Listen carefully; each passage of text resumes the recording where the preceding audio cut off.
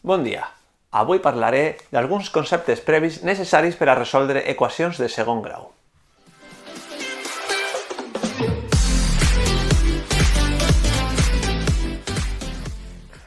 Alguns problemes ens poden derivar en una equació de segon grau. A la Babilònia antiga, per allà per el 2000 abans de Crist, va ser necessari plantejar aquest tipus d'equacions per a resoldre problemes de tipus tributari. Mireu, si una habitació té un costat que mesura 2 unitats menys que l'altre i en total em diuen que té una àrea de 3 metres quadrats, puc plantejar la següent relació.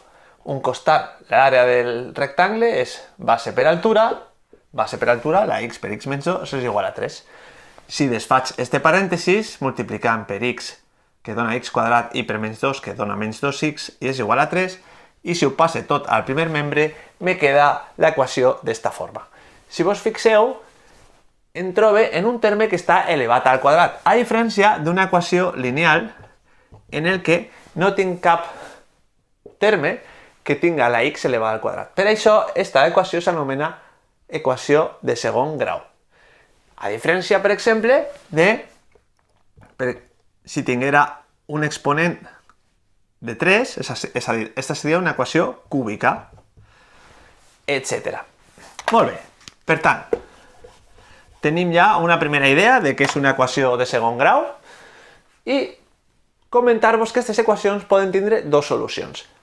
Per exemple, en aquesta equació en concret, si jo substituïs la x per menys 1, veurem que és solució. Menys 1 al quadrat és 1, menys 2 per menys 1 és 2, menys 3. I això dona 0. És a dir, al substituir en l'equació, resulta que es compleix aquesta igualtat, per tant, és solució. I amb x igual a 3 també passa. Mireu, 3 al quadrat, menys 2 per 3, menys 3, així el 3 al quadrat és 9, menys 2 per 3 és 6, i menys 3 de 9 tinc que és igual a 0. Per tant, aquestes equacions podem trobar que tenen fins a dues solucions. I en alguns casos tindrem només una solució o 0 solucions, però això ja ho veurem més endavant. Ens podem trobar en altres expressions que, com que no són tan senzilles com esta d'ací, ens poden enganyar. Aquesta expressió, encara que ho parega, no és una equació de segon grau. Anem a comprovar-ho.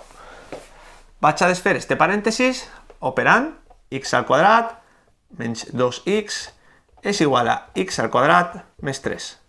Si passe esta x al quadrat restant, me quedarà x al quadrat menys x al quadrat menys 2x, i el 3 també el passe a este membre, igual a 0. Si vos fixeu, els termes amb x al quadrat s'anulen. Per tant, el que me queda és una equació de primer grau.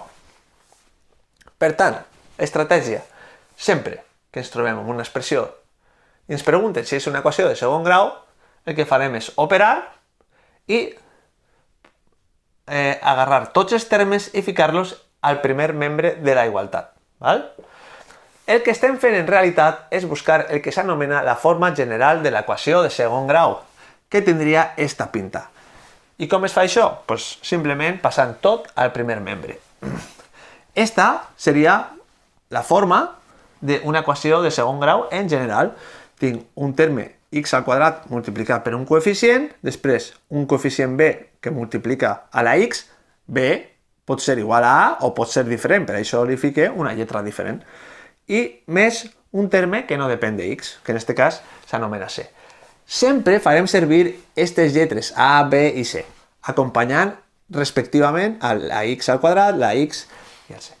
És molt important perquè més endavant veurem una fórmula per a resoldre aquestes equacions.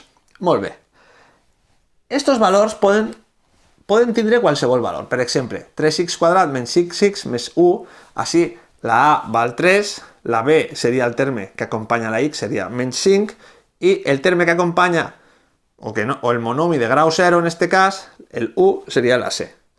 I es podria donar el cas que b fora 0. Per exemple, 3x quadrat més 1 igual a 0 és una altra opció. O que c fora 0. 3x quadrat menys 5x és igual a 0.